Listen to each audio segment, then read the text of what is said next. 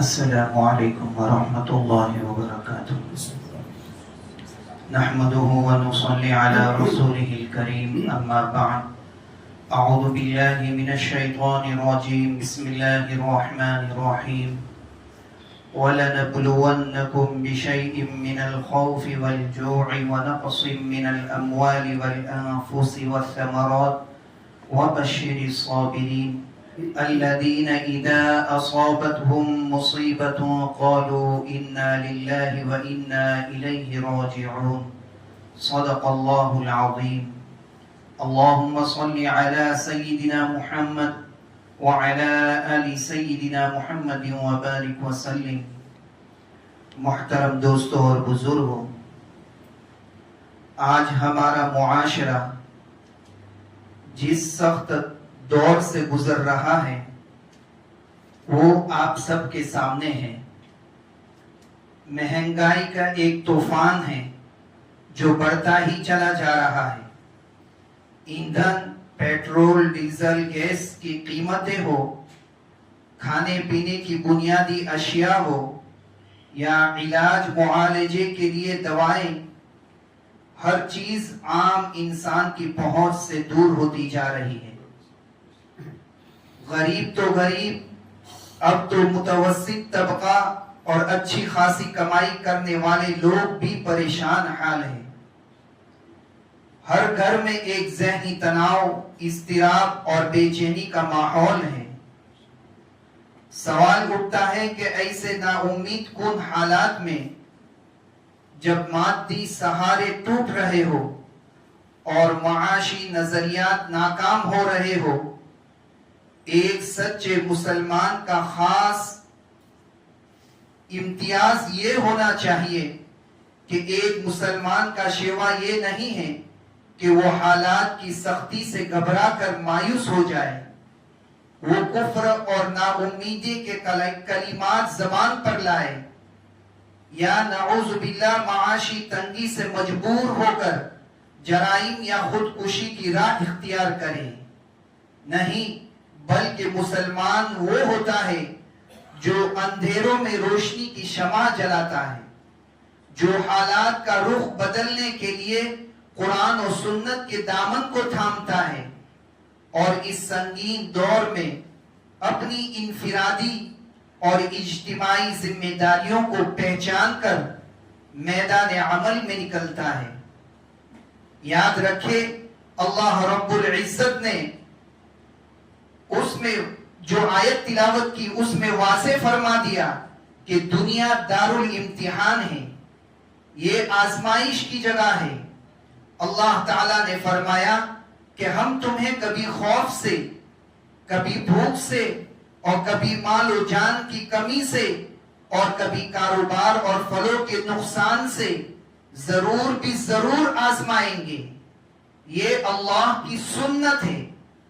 لیکن اس آزمائش کے تذکرے پر بات ختم نہیں فرمائی، بلکہ رب ذوالجلال نے آگے خوشخبری سناتے ہوئے ارشاد فرمایا وَبَشِّرِ الصَّابِرِينَ کہ اے میرے پیارے حبیب، آپ بشارت اور خوشخبری دے دیجئے ان صبر کرنے والوں کو جو ایسے کٹھن حالات میں ٹوٹتے نہیں بلکہ اپنے رب کی طرف رجوع کرتے ہیں، اپنی اصلاح کرتے ہیں اور درست حکمت عملی اختیار کرتے ہیں. پس موجودہ معاشی بحران جہاں ایک طرف حکومتوں کی ناکامی اور ظاہری اسباب کا نتیجہ ہے، وہاں ایک مومن کے لیے یہ اپنے رب کو منانے، اپنی زندگیوں کا محاسبہ کرنے اور معاشرتی یکجہتی کو زندہ کرنے کا ایک بڑا ذریعہ بھی ہے. آئیے غور کرتے ہیں کہ شریعت اسلامی کی روشنی میں اس مہنگائی کے دور میں بطور مسلمان ہماری کیا ذمہ داریاں بنتی ہیں اور ہمیں عملی طور پر کیا طرز عمل اختیار کرنا چاہیے. محترم بزرگوں، جب صورتحال اس قدر سنگین ہو جائے اور معاشی تنگی ہر گھر کے دروازے پر دستک دینے لگے تو دین اسلام ہمیں محض ہاتھ پر ہاتھ دھرے بیٹھنے یا مایوسی کا رونا رونی کی اجازت نہیں دیتا۔ شریعت مطہرہ نے ایسے کٹھین حالات کے لیے ہماری کچھ انفرادی اور کچھ اجتماعی ذمہ داریاں متعین فرمائی ہیں۔ اگر آج ہم ان ذمہ داریوں کو پہچان لیں اور ان پر عمل پیرا ہو جائے تو اس مہنگائی اور معاشی بحران کے باوجود ہمارا معاشرہ امن و سکون اور برکت کا گہوارہ بن سکتا ہے۔ آئیے غور کریں کہ اس وقت قرآن و سنت کی روشنی میں ہماری بنیادی ذمہ داریاں کیا ہیں۔ سب سے پہلی ذمہ داری محترم بزرگوں، جب بھی زمین پر قحط سالی، تنگی، غربت یا معاشی بحران آتا ہے تو ظاہری اسباب کے پیچھے کچھ باطنی اور چھپے ہوئے اسباب بھی کار فرما ہوتے ہیں۔ شریعت ہمیں یہ فکری گہرائی دیتی ہے کہ مہنگائی صرف غلط معاشی پالیسیوں یا بیرونی حالات کا نتیجہ نہیں ہوتی، بلکہ بسا اوقات یہ ہمارے اپنے اجتماعی اعمال کا آئینہ ہوتی ہے۔ جب معاشرے میں گناہ، ناانصافی اور اللہ کی نافرمانی حد سے بڑھ جاتی ہے تو برکتیں اٹھا لی جاتی ہیں۔ قرآن کریم ہمیں سکھاتا ہے کہ ایسے حالات میں سب سے پہلا نسخہ اپنے رب کے حضور رو رو کر گناہوں کی معافی مانگنا ہے۔ سیدنا نوح علیہ السلام نے جب اپنی قوم کو معاشی تنگی اور قحط سے نکلنے کا راستہ دکھایا تو قرآن کریم نے ان الفاظ میں اس کا نقشہ کھینچا ہے، فَقُلْتُ اسْتَغْفِرُوا رَبَّكُمْ إِنَّهُ كَانَ غَفَّارًا يُرْسِلِ السَّمَاءَ عَلَيْكُمْ مِدْرَارًا وَيُمْدِدْكُمْ بِأَمْوَالٍ وَبَنِينَ وَيَجْعَلْ لَكُمْ جَنَّاتٍ وَيَجْعَلْ لَكُمْ أَنْهَارًا، جس کا ترجمہ ہے کہ میں نے کہا اپنے رب سے معافی مانگو۔ حضرت نوح علیہ السلام نے فرمایا اپنے رب سے معافی مانگو، بے شک وہ بڑا معاف کرنے والا ہے، وہ تم پر آسمان سے موسلادھار بارش برسائے گا اور تمہارے مال اور اولاد میں ترقی دے گا اور تمہارے لیے باغات اور نہریں بہا دے گا۔ سبحان اللہ، اس آیت پر قربان جائیے، اللہ کا سچا وعدہ ہے کہ استغفار، اللہ سے توبہ مال میں برکت لاتا ہے۔ بس ہمیں چاہیے کہ ہم اپنی انفرادی اور اجتماعی پر زندگی میں توبہ کریں، گناہوں کو چھوڑ دے اور استغفار کو اپنے دین رات کا معمول بنا لیں۔ دوسری اہم ترین ذمہ داری اپنے طرز زندگی کو بدلنا ہے۔ جب وقت تنگی کا ہو تو عقل مندی اور شرعی اصول یہ ہے کہ انسان اپنی چادر دیکھ کر پاؤں پھیلائے۔ افسوس کی بات یہ ہے کہ ایک طرف مہنگائی کا رونا ہے اور دوسری طرف ہماری عیاشیاں ہیں، فضول خرچیاں اور دکھاوے کی عادتیں بدستور قائم ہیں۔ یاد رکھیے، عام حالات میں بھی فضول خرچی گناہ ہے، لیکن معاشی تنگی کے دور میں یہ ایک سنگین معاشرتی جرم بن جاتا ہے۔ اللہ رب العزت کا سخت اور واضح فرمان ہے، ان المبذرین کانوا اخوان الشیاطین وکان الشیطان لربہ کفورا، جس کا ترجمہ ہے کہ بے شک فضول خرچی کرنے والے شیطان کے بھائی ہیں اور شیطان اپنے رب کا بڑا ہی ناشکرا ہے۔ شادی بیاہ اور تقاریب کا اسراف خدا کے لیے ان کٹھن حالات میں شادیوں پر لاکھوں روپے اڑانا بند کیجیے۔ یہ حالوں کی اخراجات، یہ درجنوں کھانے، یہ نمائش اور دکھاوا، یہ سب اسراف ہے۔ سادگی اختیار کیجیے، شریعت کے مطابق نکاح مسجد میں کیجیے تاکہ جو پیسہ بچے وہ کسی غریب کے کام آ سکے۔ روزمرہ کی زندگی میں تبدیلی لائے، غیر ضروری ہوٹلنگ، برانڈ چیزوں کی اندھی دوڑ، مہنگے موبائل فونز، بلا ضرورت اس کا استعمال اور غیر ضروری خریداری سے پرہیز کرے، اپنی ترجیحات طے کرے کہ صرف اور صرف شدید ضرورت پر پیسہ خرچ کرے، اور جو پیسہ بچا سکتے ہیں اسے بچا کر غریبوں کے چولہے جلانے کے لیے وقف کرے۔ تیسرا ہے کہ یہ مہنگائی کا دور ہمارے ایمان کا امتحان ہے۔ یہ وقت صرف اپنے اور اپنے بچوں کا پیٹ بھرنے کا نہیں ہے، یہ وقت انصار مدینہ کی یاد تازہ کرنے کا ہے، جنہوں نے اپنے مہاجر بھائیوں کے لیے اپنے گھروں اور کاروباروں کے دروازے کھول دیے تھے۔ اگر آج ہم نے خود غرضی اختیار کی تو ہم رسول اللہ صلی اللہ علیہ وسلم کی شفاعت کے حقدار کیسے بن سکیں گے؟ سرکار دو عالم صلی اللہ علیہ وسلم کا دل دہلانے والا فرمان ہے، جس کا ترجمہ ہے کہ وہ شخص مجھ پر ایمان ہی نہیں لایا، وہ شخص مجھ پر ایمان ہی نہیں لایا جو خود تو پیٹ بھر کر کھائے اور اس کا پڑوسی اس کے پہلو میں بھوکا ہو، حالانکہ وہ جانتا ہو بشرطے کہ اسے علم ہو۔ آج ہماری سب سے بڑی اجتماعی ذمہ داری یہ ہے کہ ہم اپنے ارد گرد گہری نظر دوڑائیں اور کچھ طبقات کو اپنی آغوش محبت میں لیں۔ قریبی رشتہ دار سب سے پہلے شریعت کا اصول ہے کہ صدقہ اور امداد سب سے پہلے اپنے غریب رشتہ داروں کا حق ہے۔ اپنے بھائیوں، بہنوں، چچا، ماموں اور دیگر قرابت داروں کی خبرگیری کرے، اس پر اللہ کے یہاں دوہرا اجر ہے، ایک صدقے کا، دوسرا صلہ رحمی کا۔ سفید پوش لوگ یہ وہ غیرت مند لوگ ہیں جو بھوک سے مر رہے ہوں گے لیکن اپنی عزت نفس کی خاطر کسی کے سامنے ہاتھ نہیں پھیلائیں گے، نہ اپنی زبان سے اپنی تنگی کا اظہار کریں گے۔ قرآن کہتا ہے کہ تم انہیں ان کے چہروں سے پہچان لو گے، ان کے گھروں کے حالات دیکھ کر، ان کی تنخواہ اور اخراجات کا اندازہ لگا کر انتہائی خاموشی اور رازداری سے ان کی عزت نفس کو مجروح کیے بغیر ان کی مالی مدد کرے۔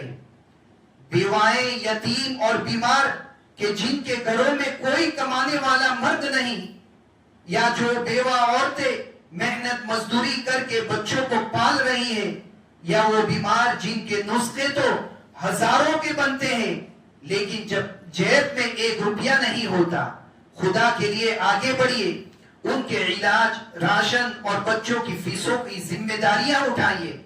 اگر ایک شخص ایک غریب گھرانے کی کفالت کا ذمہ لے لے تو معاشرے سے فاقہ کشی کا خاتمہ ہو سکتا ہے۔ محترم حاضرین، اس معاشی بحران میں سب سے بھاری ذمہ داری ہماری تاجر برادری پر عائد ہوتی ہے۔ جہاں عام انسان پریشان ہے، وہاں تاجروں کے لیے یہ آزمائش بھی ہے اور اللہ کی رضا حاصل کرنے کا بہت بڑا موقع ہے۔ مہنگائی کے اس دور میں مجبور اور بے بس عوام کی مجبوری کا فائدہ اٹھا کر قیمتوں کو مصنوعی طور پر بڑھانا یا مال کو گوداموں میں چھپا کر رکھنا تاکہ جب قیمتیں مزید بڑھ جائے تو بیچا جائے، جسے ذخیرہ اندوزی کہتے ہیں، یہ بدترین ظلم اور شریعت میں ملعون عمل ہے۔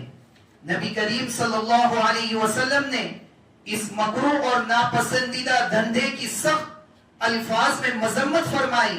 آپ صلی اللہ علیہ وسلم کا فرمان عالی ہے، لا يحتکر الا خاطی، جس کا ترجمہ ہے کہ ذخیرہ اندوزی صرف وہی شخص کرتا ہے جو گنہگار اور خطا کار ہو۔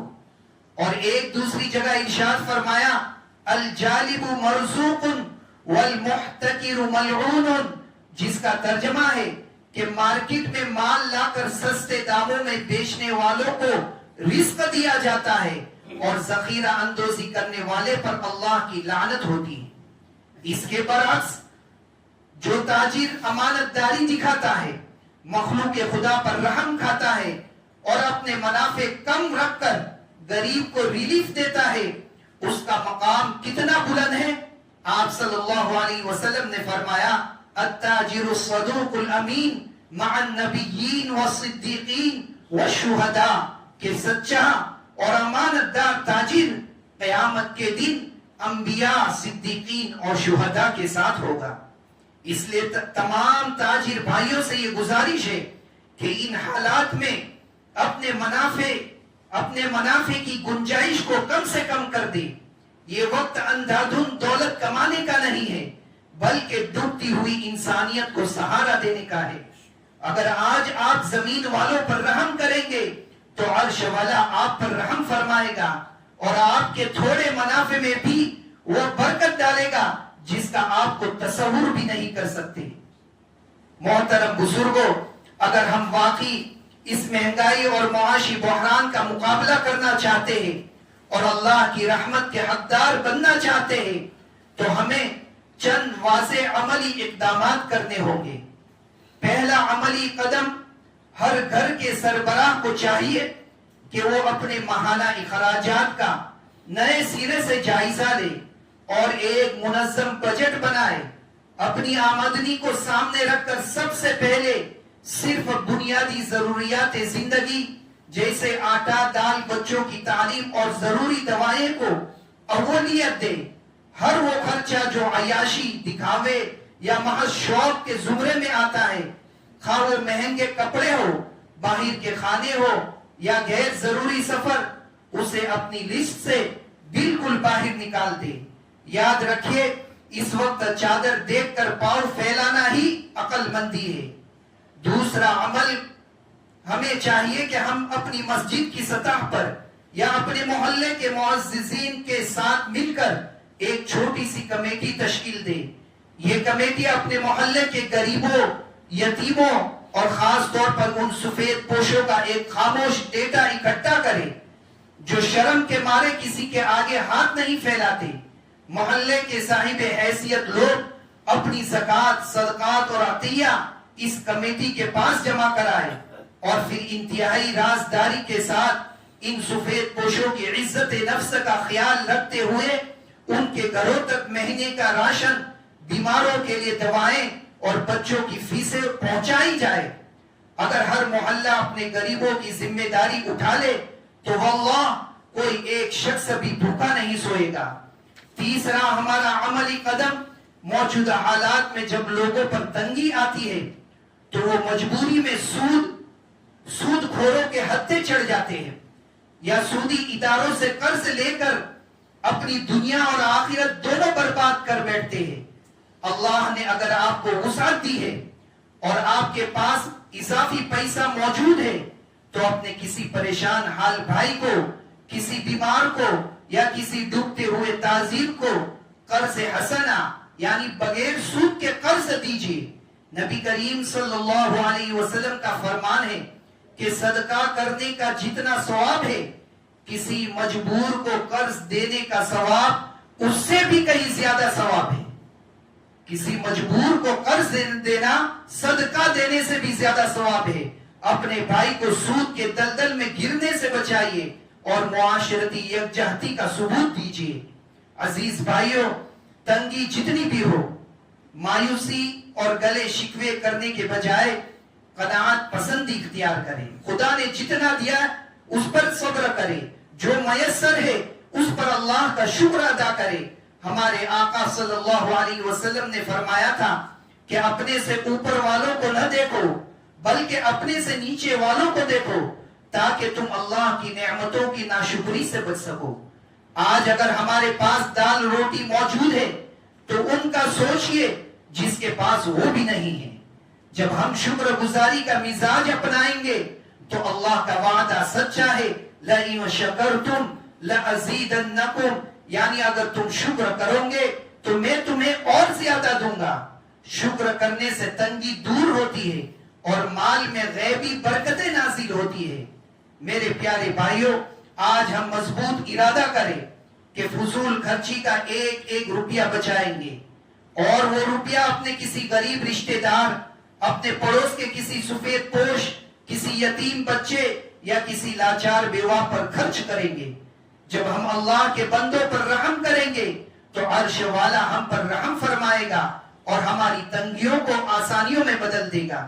اللہ تعالی مجھے اور آپ سب کو ان باتوں پر عمل کرنے کی توفیق عطا فرمائے. وآخر دعوانا الحمدللہ رب العالمین.